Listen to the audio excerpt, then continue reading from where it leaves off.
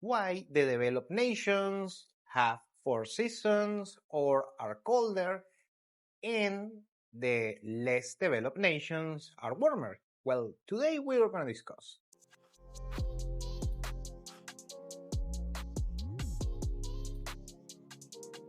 This particular phenomena is known as the equatorial paradox. Is this particular, let's say, issue, as you want to call it, that most of the developed nations usually are colder nations, usually have 4 seasons, they don't have that much summer, that much sun-time, and usually the countries that are warmer, they are close to the equatorial line, usually are less developed. The famous economist John Kenneth Galbraith had a particular saying that around the line of the equator, you are not gonna see a developed nation. And on this particular case, it's not completely accurate, such statement, but it has a point. And we have a lot of evidence of such phenomena. For instance, we can see here on this map that depending on the temperature or the geographic location of any given country, the GDP per capita increases or decreases depending on the, of course, the climatic situation. And we can see here countries like the US, Canada, the European Union, and even on the south, Argentina and Chile, South Africa, they have a colder climate compared to, of course, to their neighbors, and they have a better GDP per capita, they are more developed, the standards of living are better, and so on. So we also have here this chart that indicates that the further a country is from the equatorial line, the GDP per capita is usually higher. This particular chart comes from the World Bank and Goldman Sachs. It's a little bit outdated. Still, we can see the correlation as well. And even we have here this chart that actually I made myself a few years ago. That is a chart between the average temperature at any given country versus the Human Developed Index. So it's not only just about sheer economic data, it's also an indicator of standards of living. And we can see here in this chart that is a very strong correlation, more specifically around 0.7 of correlation factor. Correlation doesn't mean causation on statistics, but indeed has a strong correlation between the average temperature at any given country and also the Human Development Index, aka the standards of living.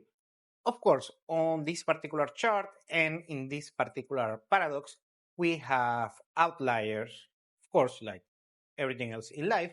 We have the Gulf countries on the Middle East, the United Arab Emirates, Qatar, Saudi Arabia, that thinks that they are rich on natural resources, specifically on oil and gas. They have a significant GDP per capita compared to their peers on the Middle East. And also we have countries in Central Asia that are not as developed, despite the fact that they are on a quote-unquote cold location like Afghanistan and Nepal. And this particular phenomena, we can see it as well on a regional level. For instance, we have this chart here of Australia, and we can see on the south, of course, Australia is on the south of the world, and on the southern regions of Australia, we can see the development, the GDP per capita is higher in places like Sydney and Melbourne. However, historically, that hasn't quite been the case, the countries, and on this particular case, historically, the empires that are being more wealthy, more prosperous, have been actually close to the equator, uh, developed and prosperous nations like the ancient Egypt, also the Roman Empire, Greece, are closer to the equator, and still they managed to be wealthy and prosperous quite some time, actually on a fairly good chunk of time, but they have fallen ever since. Even we have the example of the European Union, that we can see here the chart of GDP per capita on the European Union. Usually the poorer nations are the ones that are on the southern part, like Portugal, Spain, Greece, Italy, and the more developed nations are more up north, or just they have a more colder climate, like the Norway. That of course Norway is not in the European Union, but you get the point. Germany, the richest country, you can argue overall of the European Union, it has a colder climate compared to the Mediterranean countries, and so on. Now, why this particular phenomenon happens? Why the colder nations are quote unquote richer than the warmer nations? Well, there are two theories about this. This is a consensus, these two particular theories. The first one has to do with planning. On a country historically that has 4 seasons, usually you need planning because each season will be different for harvesting, for gathering food, gathering resources, and so on.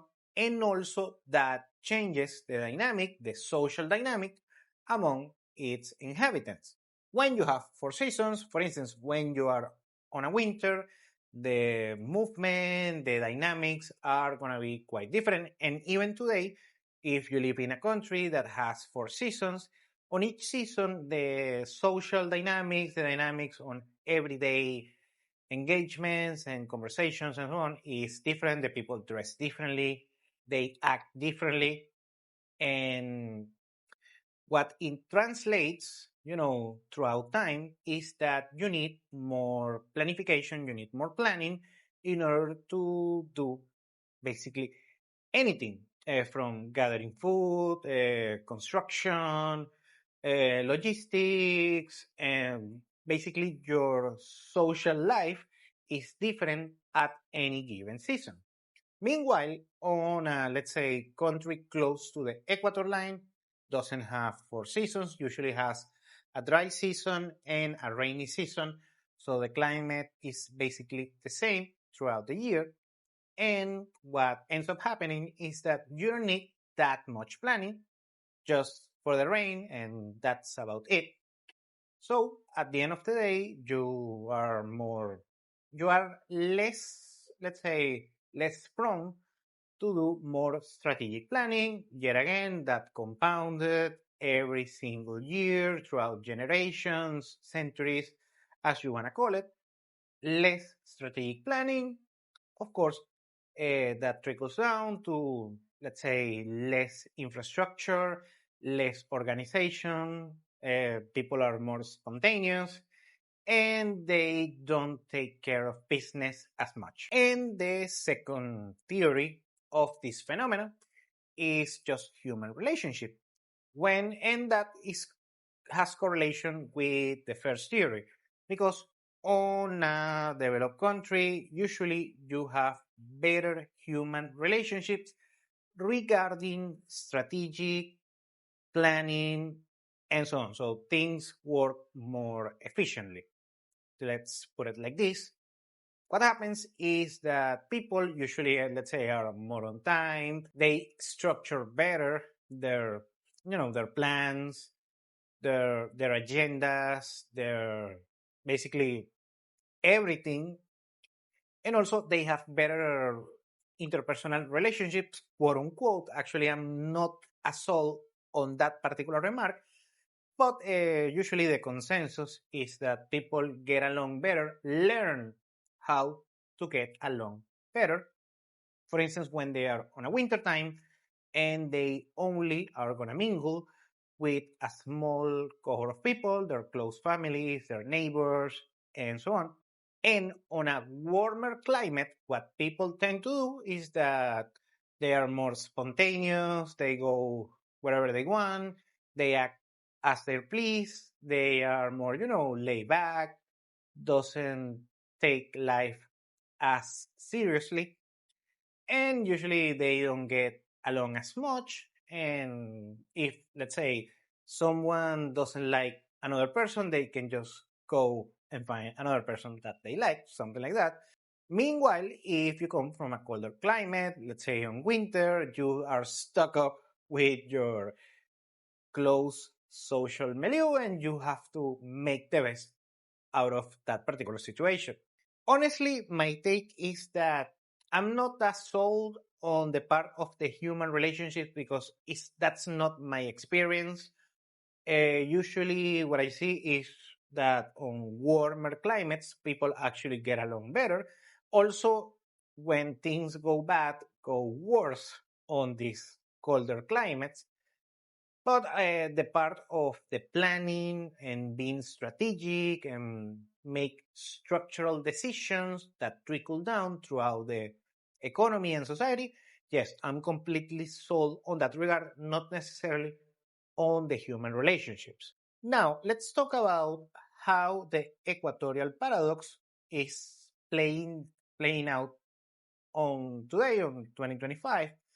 And on my particular, macro charts and perspective, is not as good as you would like to be, because most of the quote unquote developed nations are actually stagnated, are lagging.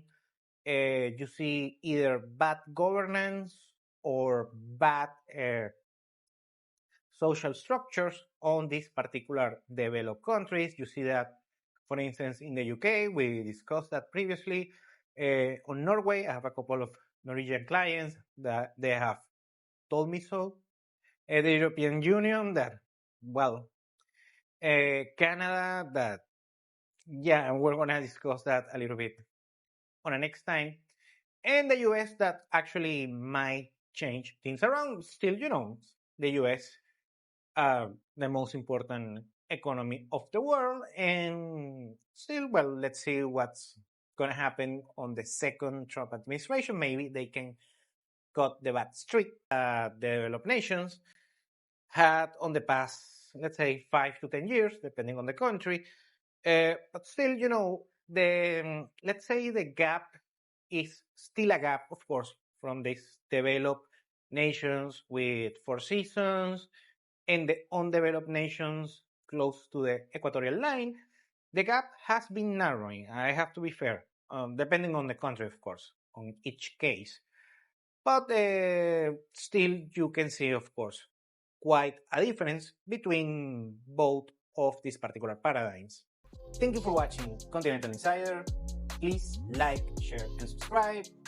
Follow us on social media. And if you want to work with us, continentalinsider.com. Thanks again, and have a nice day.